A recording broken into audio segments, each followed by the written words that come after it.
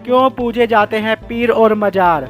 आपने भी हरी चादर लेकर घूमते कुछ दाढ़ी वालों को देखा होगा या बहुत लोग पीर की पूजा करने जाते हैं। आखिर क्या है पीर? बहुत सारे हिंदुओं को पता ही नहीं है कि पीर क्या है और वो जाके वहाँ माथा फोड़ते हैं अपना। मुस्लिम राजा का यह एक अधिकारी होता था जिसे पीर कहा जाता था, जिसकी 9 गज के घेरे तक सुरक्षा रहती थी। जैसे आजकल सुरक्षा कमांडो मुख्यमंत्री को घेरा बनाकर चलते हैं, सेम उसी तरह गांवों में लगान आदि इकट्ठा करने का जिम्मा पीर का होता था। रेवेन्यू गांव के एक निश्चित स्थान पर सभी लोग उस पीर के पास जाकर मुगलों को टैक्स देते थे। वो टैक्स केवल हिंदुओं पर ही था, जिसको जजिया कर भी कहा जाता है। जजिया कर केवल हिंदुओं पर ही लगा जाता है। जो हिंदू परिवार वह जजिया कर देने से मना कर देता था तो उसको पीर बुलाता था और 9 गज के घेरे में रहने वाले सुरक्षाकर्मी भी उसके गांव में जाते थे और सबके सामने उस जजिया कर न चुकाने वाले परिवार की सबसे सुंदर बहू या बेटी को नंगा करके लाते थे। वह सबके सामने उसके साथ बलात्कार किया करते थे ताकि किसी की हिम्मत ना पड़े बाद में जजिया कर देने से मना करने की।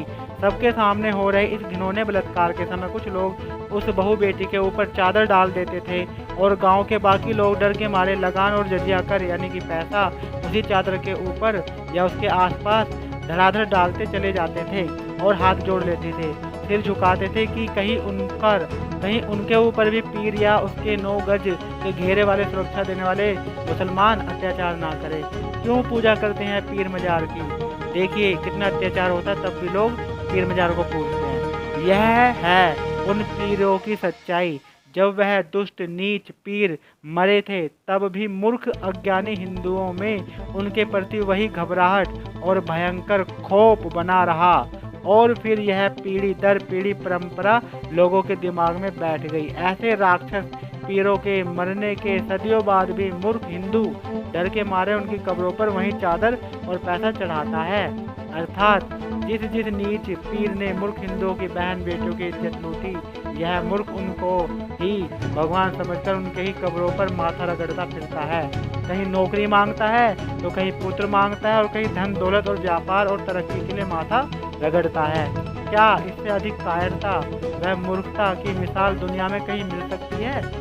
पीर से ज़्यादा अधिकार और क्षेत्रफल ख्वाजा के पास होता था और वह पीर से ज़्यादा अत्याचार और लूट करता था और उससे भी ज़्यादा अधिकार सैयद को मिले होते थे और वह अपने अधीन जनता पर अत्यधिक अत्याचार दुराचार करता था। लेकिन मूर्ख हिंदू तो ऐसे हैं जो उनकी बहन बेटियों की इज्जत लूटता है और वो उसी की कब्र पर जाते हैं और माथा रगड़ते हैं। अरे इससे तो अच्छा तुम मर जाओ, जीने तो बेकार है ऐसे कार हिंदुओं के लिए तो। और उनकी मज़ारों पर जाते हैं मूर्ख हिंदू और चादर चढ़ाते हैं और उनकी जय तक बोलते हैं। इतना अंदर से गल चुके हैं वो हिंदू, समझ लो वायरस है। ऐसे हिंदुओं का होना ना होना एक सही है। इस जानकारी को सार्वजनिक करके सभी सनातन धर्म के सभी अनुयायियों तक पहुंचाएं। यह आपका काम है ताकि मानसिक गुलामी में जी रहे लोगों तक असलियत का पता चल सके। यह जानकारी पूरी तरह से तथ्यों पर आधारित है। आप इसके कुछ इतिहास के हिस्सों की जानकारी बीकानेर के संग्रहालय में रखे दस्तावेजों से भी प्राप्त कर सकते हैं। और अगर आप चाहते हो कि कायर हिंदुओं को ये जानकारी पता चले और उनकी बहन बेटियों की इज्जत बचाई जा सके, जो वह पीर पर जाकर माथा रगड़ते हैं, लेकिन उसका रिजल्ट यही आता है कि मुसलमान उन पर हावी हो जाते हैं और मानसिक रूप से वो मुसलमानों के गुलाम बन जाते हैं। इसलिए अगर आप चाहते हो अपने हिंदू बहनों भाइयों को जागृत करना और ज़्यादा से ज़्यादा इस बारे में जानकारी देना, तो हमारी वीडियो को शेयर करें और उनको करने वाले अपराधों से उन्हें बचाएं। धन्यवाद। जय हिंद, जय भारत, वंदे मातरम।